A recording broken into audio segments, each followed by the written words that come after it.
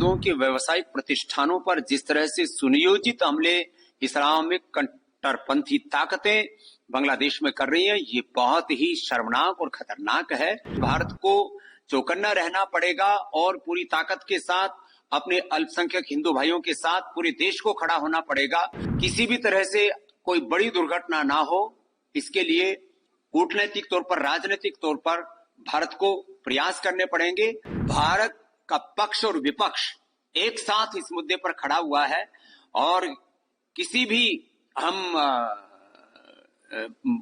बुरी से बुरी परिस्थिति का सामना करने के लिए हमें तैयार रहना पड़ेगा। जब हमने बांग्लादेश को जन्म दिया, जब हम बांग्लादेश बना सकते हैं, तो वहां पर रहने वाले अपने हिंदू भाइयों की रक्षा करने में भी पूर्ण तरह से समर्थ हैं। भारत के सामर्थ्य को हमें दिखाना होगा, जिससे कि वहां पर रहने वाले हिंदुओं की तरफ कोई आंख न उठा सके। भारत के प्रधानमंत्री वो एक बहुत बड़ी शख्सियत हैं और हिंदुओं की रक्षा कैसे करनी होती है उसको वो जानते हैं और उन्होंने की है। हिंदुओं के घरों, हिंदू मंदिरों और हिंदुओं के व्यवसायिक प्रतिष्ठानों पर जिस तरह से सुनियोजित हमले इस्लामिक कट्टरपंथी ताकतें बांग्लादेश में कर रही हैं, ये बहुत ही शर्मनाक और खतरनाक है। और मुझे तो आशंका है आगे वहां पर जो हमारे अल्पसंख्यक हिंदू भाई हैं, उनकी मां बहन बेटियों की इज्जत आबरू पर बात ना आ जाए। इसके लिए भारत को चौकन्ना रहना पड़ेगा और पूरी ताकत के साथ अपने अल्पसंख्यक हिंदू भाइयों के साथ पूरे देश को खड़ा होना पड़ेगा।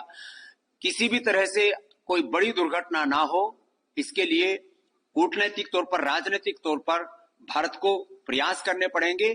और मैं आश्वस्त हूं कि इस समय भारत के प्रधानमंत्री जो बहुत ही तेजस्वी हैं, यशस्वी हैं और पूरा हिंदुस्तान उनके साथ खड़ा हुआ है।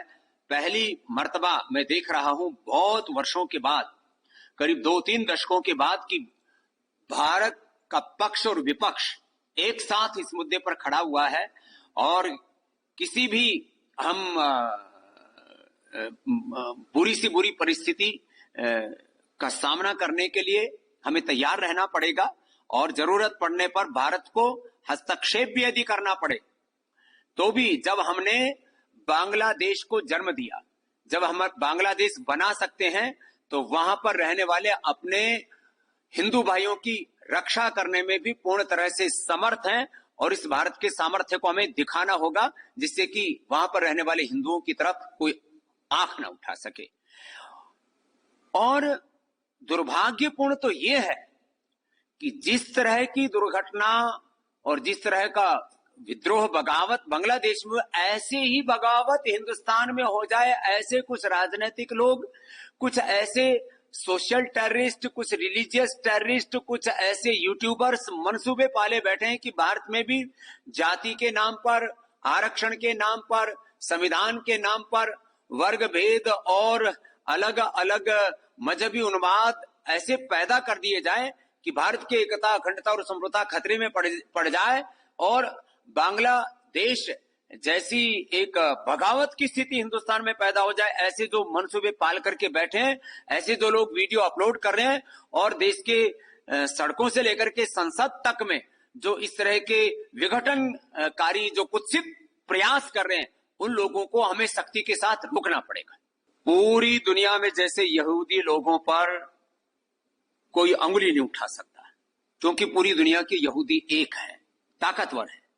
ऐसे ही पूरे हिंदुस्तान के 100 करोड़ से ज्यादा हिंदुओं को एकजुट रहना होगा और साथ ही साथ इतना ताकतवर बनना पड़ेगा। जब मुट्ठी भर यहूदी लोग ताकतवर होकर के और यूनाइट होकर के पूरी दुनिया में अपने आत्मसम्मान और स्वाभिमान की रक्षा कर सकते हैं, तो हम हिंदुओं को भी एकजुट होकर के अपने 100 करोड़ से अधिक हिंदुस्तानियों की और जो पूरी दुनिया में हमारे करोड़ों हिंदू जो अल्पसंख्यक हैं अलग अलग देशों में, वो भी करोड़ों की संख्या में, उनकी भी हमें रक्षा करने के लिए संगठित रहना पड़ेगा, प्रतिबद्ध रहना पड़ेगा और पूरी ताकत के साथ राजनीतिक तौर पर, राष्ट्रीय तौर पर और वैश्विक तौर पर उनके साथ खड़ा होना पड़ेगा। सरकार को हस्तक्षेप करना चाहिए।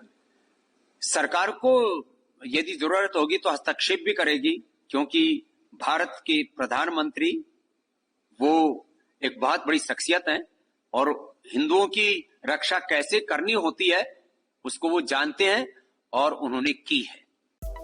Subscribe to Midday India. Get direct notifications on all our videos by clicking on the bell icon.